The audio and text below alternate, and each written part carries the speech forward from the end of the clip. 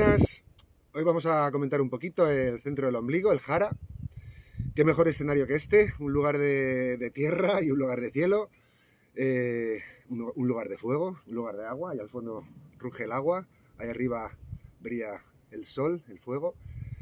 La brisa refresca esta mañana primaveral, así que qué mejor escenario de este para hablar de esta faceta tan significativa, tan importante. A veces, a lo mejor en nuestra cultura o en nuestra tradición espiritual no es un aspecto al que se le ponga especial relevancia o se le ponga especial acento, pero finalmente el Jara sí que tiene una relevancia muy significativa en ciertas regiones de Oriente.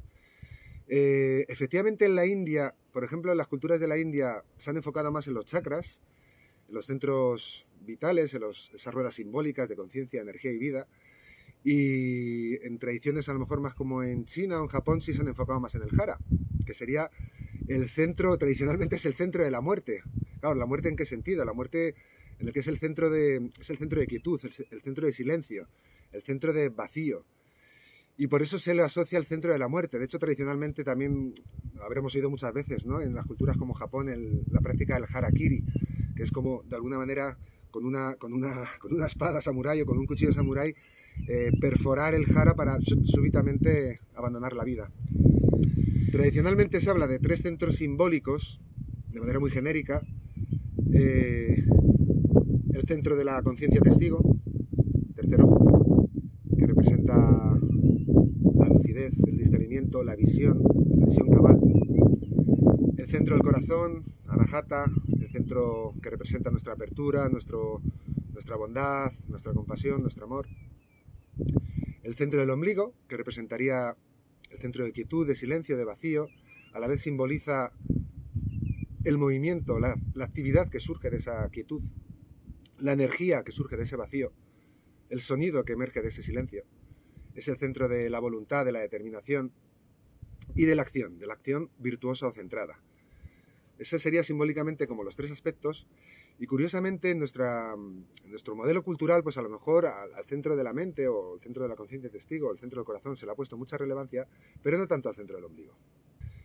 Como decimos, es el centro de la quietud, el centro del silencio, el centro de vacío, también está considerado como el centro de gravedad del cuerpo, el centro el agujero negro, como se diría también en términos ahora de física, ¿no? El agujero negro sobre el que orbita cualquier sistema de energía. Por eso tradicionalmente se le asocia al centro de la muerte, porque es el centro de vacío, de cese de toda actividad, de toda dinámica, de toda energía vital. Pero paradójicamente representa, más que el cese, representa el origen del que surge toda energía vital y el lugar al que vuelve toda esa energía. Centro de la muerte que está íntimamente ligado al centro de la vida. Por eso aquí hay que considerar ese centro de la muerte no desde una consideración, vamos a decir así, negativa, ¿no?, como el centro de la destrucción, de la muerte, del vacío. Es el centro de la muerte, es el centro del vacío, pero considerado como el aspecto complementario de la vida y de la energía vital. Más que complementario, en las tradiciones orientales, como digo, se considera como el origen de toda energía. Y por eso el desarrollo del Jara es fundamental a la hora de desarrollar los siguientes centros vitales o los siguientes chakras. Hay una peculiaridad, como decimos, tanto en la India se contempla de una manera sistema de centros vitales, en Japón, en China, en fin, cada tradición lo contempla de una manera. No significa que estén hablando de cosas distintas, sino que cada visión, cada sistema de percepción contempla estos símbolos de una manera. Y curiosamente, por ejemplo, si intersectamos el sistema de los chakras de la India con este sistema del Jara, veremos que el centro de la muerte y el centro de la vida, o segundo chakra, el chakra sexual, están íntimamente ligados. Tanto hay quien dice que están juntos y hay quien dice que directamente son las dos caras del mismo centro. El centro de la vida y el centro de la muerte son una sola cosa, un solo centro de energía. También la imagen que a veces se pone para reflejar todo esto es como una puerta de vaivén, una puerta que cuando se abre en un sentido le llamamos la muerte, cuando se abre en otro sentido le llamamos la vida. Es como que si va en un sentido entra la energía, se mueve en otro sentido y sale la energía. Y a eso le llamamos la vida y la muerte, pero finalmente es un mismo proceso de energía moviéndose. La energía surge del vacío, el vacío expresa la energía y eso es un ciclo eterno que expresa toda forma como decimos, de conciencia y vida. Este centro de vacío, este agujero negro del cuerpo, realmente se puede extrapolar a cualquier forma de existencia, desde un átomo a una galaxia. Ya se ha descubierto que efectivamente hay un centro de gravedad, o hay un centro de vacío, o hay un agujero negro. En términos de astrofísica le llaman literalmente el agujero negro. Y se han dado cuenta que eso es un centro de vacío que absorbe toda la energía que orbita en torno a ese centro, y a la vez todo es mantenido en equilibrio en torno a ese centro. Se han dado cuenta de eso, que ese centro realmente es un centro vacío, y al principio se lo ve, claro, nuestra mente humana lo ve como un centro aterrador que va a absorber todo el universo y se va a disolver en una gran nada estéril y caótica, y efectivamente no tiene nada que ver con eso. Hay un centro de vacío que potencialmente contiene toda la existencia. Y todos los sistemas de energía orbitan en torno a ese centro. Por lo tanto, consideramos ese centro vacío no como una nada peligrosa y amenazante, sino como nuestra mera existencia. Ese centro de conciencia vacía del cual emerge toda energía vital y toda conciencia. En el cuerpo humano, para no irnos muy lejos, en el cuerpo humano efectivamente también hay un agujero negro en el cuerpo que tradicionalmente se sitúa como unos 4 dedos por debajo del ombligo, internamente. Es un centro simbólico, no vamos a encontrarlo físicamente, igual que el resto de los chakras, pertenece al campo sutil, a los cuerpos sutiles, pero efectivamente se refleja en el cuerpo físico, como unos 4 dedos por debajo del ombligo. En esta postura, por ejemplo, esta postura tradicional de meditación, si uno se asienta y se arraiga y permite que la vertical de la espalda descanse sobre la base del cuerpo, se dará cuenta que todo se sostiene sobre ese centro. No hay ninguna tensión muscular, no hay ningún esfuerzo. Diría que estoy sentado como un bebé cuando se sienta naturalmente. Y sobre ese centro simplemente todo se compensa, todo se equilibra. También se puede considerar, o tradicionalmente se considera como el centro del arraigo, el arraigo existencial. La propia imagen lo refleja, no es como el ojo del huracán. Vemos una galaxia, hay un centro. Vemos un átomo, hay un centro sobre el que orbitan las partículas. Cualquier sistema de la naturaleza son sistemas de energía dinámica que orbitan sobre un centro de vacío. Ese centro de vacío también se arraiga eso, a lo estable, al arraigo, al lugar de reposo, al lugar de centramiento, al lugar de equilibrio perfecto. Salud, un tecito nunca está mal.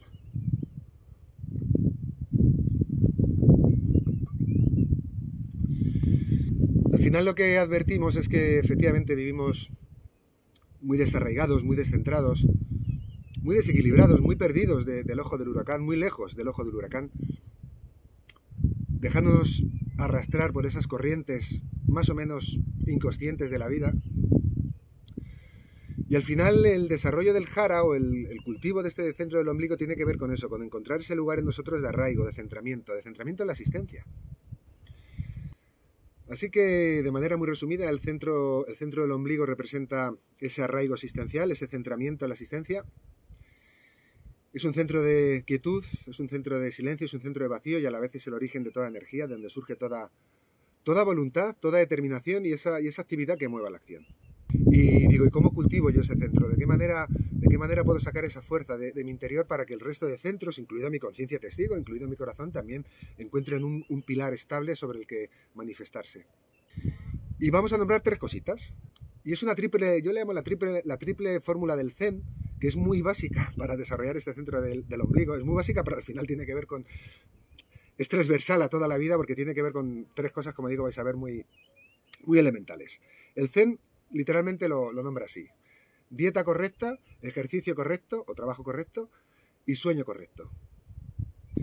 La dieta correcta, pues efectivamente cualquier sistema de nutrición nos puede dar pistas, nos puede enseñar de qué manera nuestro cuerpo asume mejor los nutrientes, qué alimentos son más saludables para nosotros, cuáles no, qué necesitamos. Bueno, se puede hacer de manera más específica, pero en términos generales, una dieta sencilla, una dieta ligera, una dieta que te hace sentir salud y vitalidad.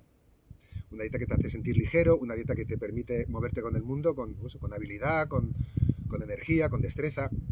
Una dieta correcta es al final la que te hace sentir bien. Una dieta en la que el cuerpo no se convierte en un obstáculo y una carga que hay que ir como movilizando, arrastrando día tras día, sino como un vehículo pleno de energía y vitalidad. Y para este tema de la dieta, pues efectivamente la clave es la sensibilidad, la escucha al cuerpo. Si uno tiene esa sensibilidad, sabe escuchar lo que el cuerpo le pide, lo que el cuerpo necesita, lo que al cuerpo le hace sentir esa ligereza y esa vitalidad, y lo que no.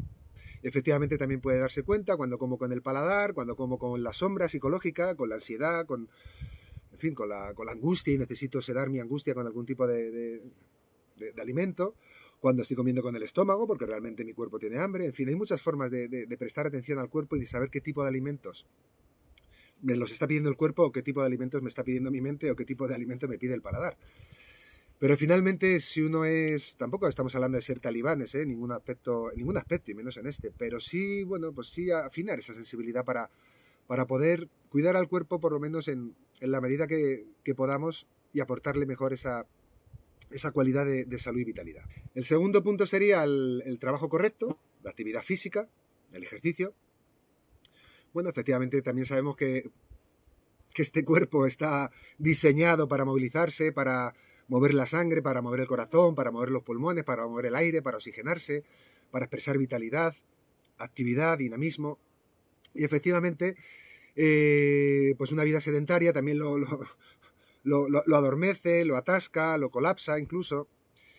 Y bueno, en ese punto también cada cual tiene que ser sensible para saber qué medida de ejercicio requiere el cuerpo para estar afinado. Al final también, a veces lo observamos metafóricamente también como el instrumento, ¿no? Pues el instrumento en qué medida está afinado, en qué medida permite que la música, esa música de la conciencia, pues suene de manera armónica o de manera cristalina o apenas suene. Aquí también está la metáfora, ¿no? No sé si fue Buda exactamente el que la dijo, que...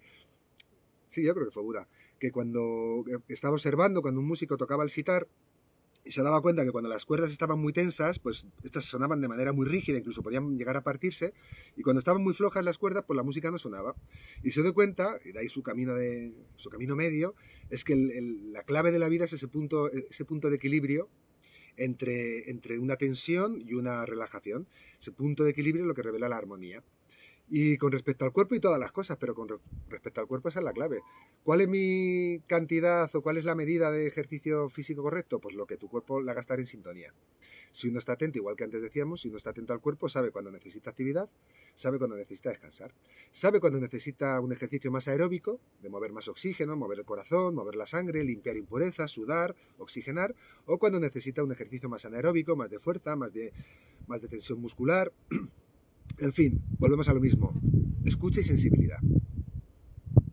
Y el tercer punto sería el sueño correcto, que efectivamente nos damos cuenta que está relacionado con la dieta correcta y el ejercicio correcto. Están relacionados. ¿En qué medida mi sueño significa un sueño reparador? ¿Significa un sueño que regenera la vitalidad? Porque al final el sueño también es como un sistema muy inteligente, por cierto, en el cual simplemente nuestra energía vital se regenera. El cuerpo también repara pues su desgaste, incluso sus lesiones. Es un modo de reparar, de regenerar y revitalizar. Y efectivamente, también se dice en la tradición que si no podemos dormir bien, tampoco podemos vivir bien, porque al final nunca llegamos a recuperar ese saldo de energía vital. Y efectivamente también sabemos que nuestra civilización, bueno, pues el tema del sueño a veces es una cosa delicada. Hay problemas de sueño, de insomnio, hay poco... Porque luego hay otra cosa interesante, no es solo el dormir, es el dormir profundo. Porque muchas veces nos damos cuenta que el sueño es agitado, que damos muchas vueltas, incluso hay muchos sueños por aquí y por allá, el inconsciente procesando toda la información que durante el día no ha sido capaz de procesar. Pero realmente al final también hay un estado de conciencia que, aparte del estado de sueño con sueños, es el estado sin sueños, que se dice que dura unos minutos y que es donde realmente reparamos, y a veces no llegamos a entrar en ese sueño profundo en el cual ¡bum!, realmente todo ese sistema de energía vital es recargado. Así que claro, aquí alguien dirá, bueno, ¿dónde está la fórmula mágica para dormir bien? Bueno, yo diría que lo compensemos. Si compensamos dieta correcta, trabajo correcto, sueño correcto, y luego veremos que hay otras cosas, efectivamente, también el cultivo de una mente de manera correcta. Atención a la sobrealimentación de información, atención a la sobreestimulación emocional, en fin, hay muchos factores que alteran el sueño. Pero si somos como decimos, muy, muy genéricos, volvemos a lo mismo, equilibrio. Si mi vida está equilibrada, mi sueño será más equilibrado. Si está muy descompensada, mi sueño estará más descompensado. Este sería el primer aspecto, que sería considerar el cuerpo como el templo. Dieta correcta, ejercicio correcto, sueño correcto. El segundo aspecto sería la respiración. Cuando respiramos desde el pecho, desde la caja torácica, es una respiración de supervivencia. Cuando respiramos desde el abdomen, es una respiración de vivencia. Esta sería una respiración de activación y esta una respiración de relajación. Esta sería de alerta y esta sería de descanso. Efectivamente, biológicamente estamos diseñados para vivir en una modalidad vivencia, estamos relajados, estamos abiertos al momento, estamos... Cuando decimos vivencia también es desarrollo, el cuerpo está desarrollando sus funciones también de reparación, está dándole energía al sistema inmune, en fin, está simplemente desarrollando el sistema, desarrollando la vida. Y en ciertos momentos puntuales, cuando surge algún peligro, alguna amenaza, alguna situación estresante o desafiante, efectivamente el sistema lleva la energía y la respiración a la caja torácica, al pecho, para activarnos, saca la sangre de las vísceras, la lleva a las extremidades y nos predispone, pues eso, para huir, para luchar, para atacar o para subirnos a un árbol. Pero efectivamente esa es una modalidad puntual, la modalidad de supervivencia. En ese momento, efectivamente, la sangre, la energía sale del modo desarrollo y se va al modo seguridad, supervivencia. Y es perfectamente válido. Otra cuestión es si yo estoy viviendo constantemente en un modo de alerta y supervivencia. ¿Por qué? Porque ningún ser puede sobrevivir si gasta toda su energía en defenderse. Efectivamente, los momentos de activación biológicamente están diseñados para ser puntuales, de activación, de estrés, de la fuga del cortisol, bien, puntualmente, pero sabemos que una fuga continua de cortisol pues nos enferma y realmente, literalmente nos mata. ¿Por qué? Porque el sistema necesita relajarse y volver a generar esa energía de desarrollo. Todo esto refleja efectivamente esas dos modalidades y el cultivo del desarrollo del jara efectivamente nos habla de bajar al vientre, de una respiración abdominal, de una respiración profunda y consciente. En esa respiración estamos masajeando esos centros, estamos de alguna manera también desarrollando su actividad de manera más equilibrada y natural, y a la vez estamos predispuestos para cuando sea el momento necesario, ¡pum!, subir al pecho y hacer lo que haya que hacer, salir corriendo o lo que sea. Así que, por ejemplo, en la práctica de meditación, cuando estamos sentados en meditación, uno puede modular conscientemente esa respiración, darse cuenta incluso a veces como esa respiración, hasta que llega a bajar al vientre, inflar el abdomen como si fuera un globo, ¿no?, que se infla y se desinfla. Nota que ya simplemente cuando la respiración baja ahí, algo se va abriendo, algo se va relajando, algo se va equilibrando.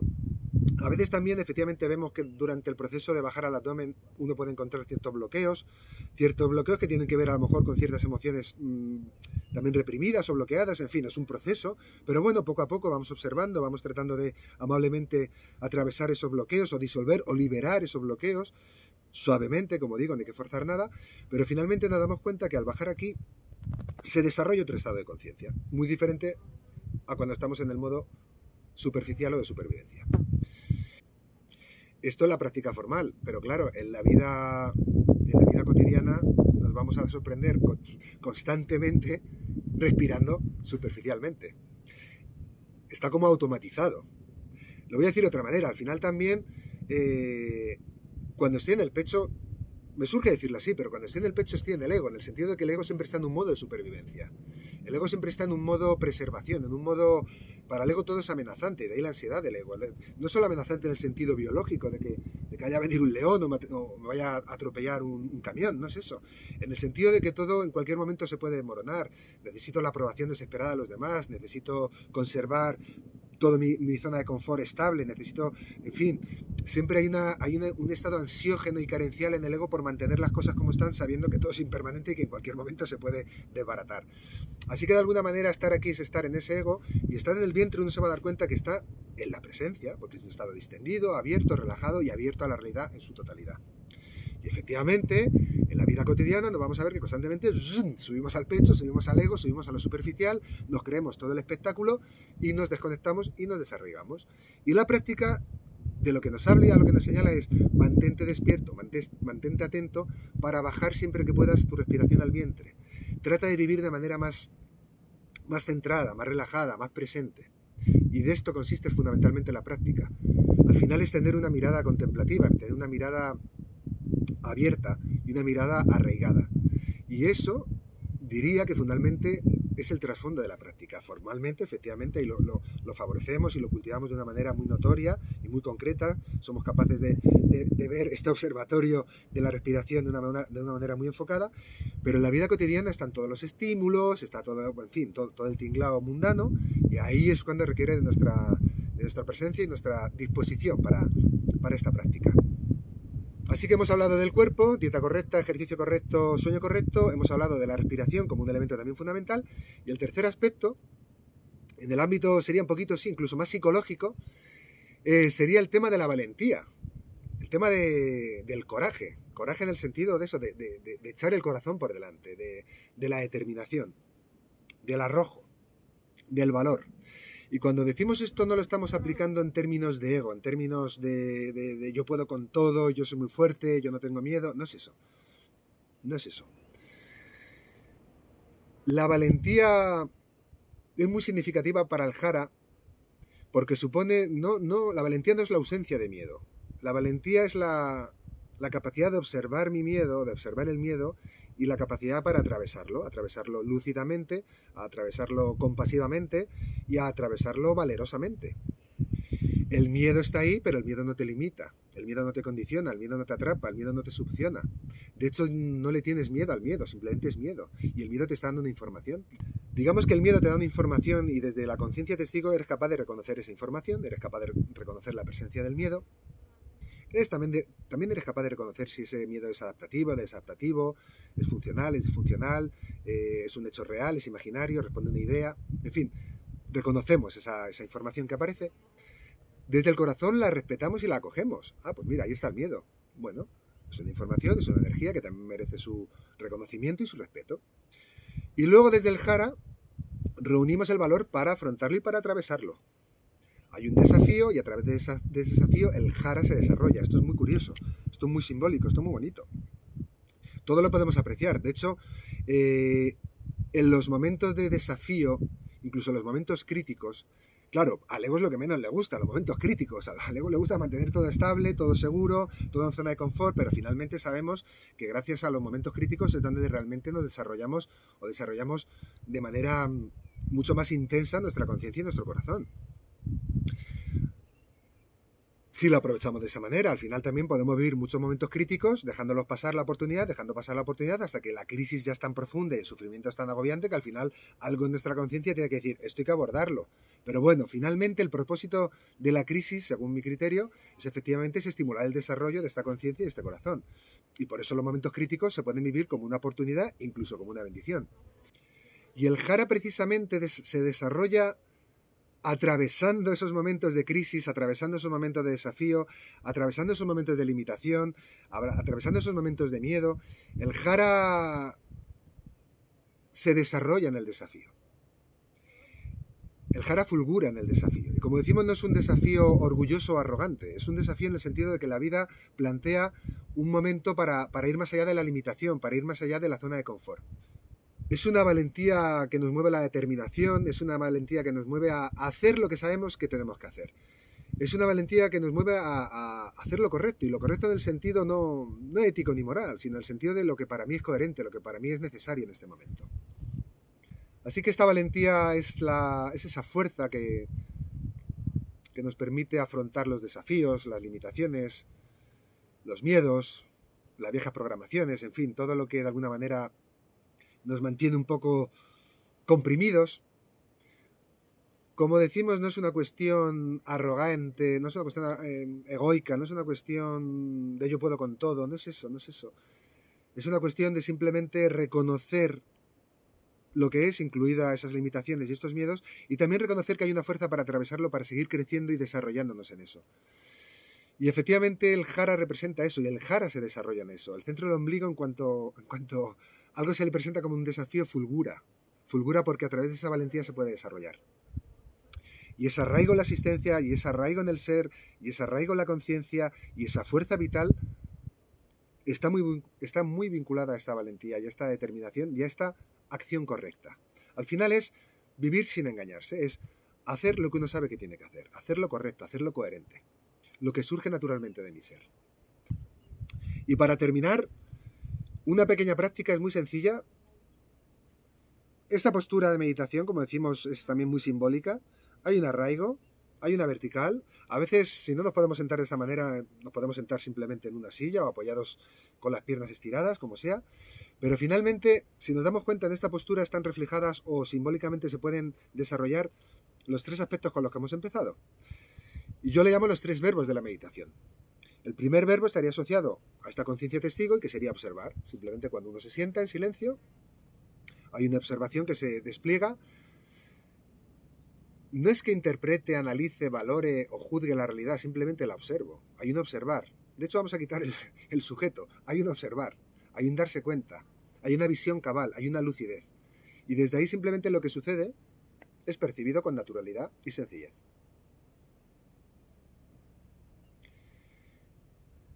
En esa observación uno puede darse cuenta de que no hay división, no hay fragmentación, no hay juicio. Por lo tanto, lo que es se manifiesta de manera coherente y natural.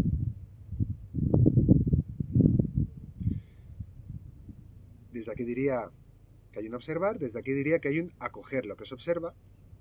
Uno está abierto a lo que es, en este caso, bueno, hay estímulos muy placenteros, muy gratificantes, pero en otras ocasiones pues puede haber otro tipo de estímulos. Al final, de lo que nos habla este abrazar o de este acoger es de una apertura incondicional. Sea lo que sea que aparezca, el corazón lo acoge. También se puede entender como una ecuanimidad. Y finalmente, el centro del ombligo, que es esa quietud, ese jara sobre el que descansa todo el sistema, nos habla del arraigo y de la integración. Hay un arraigo, hay una apertura, hay un observar, hay un estar en paz con lo que es,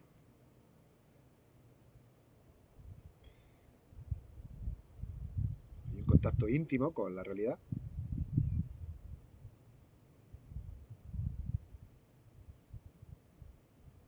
y hay una aceptación radical.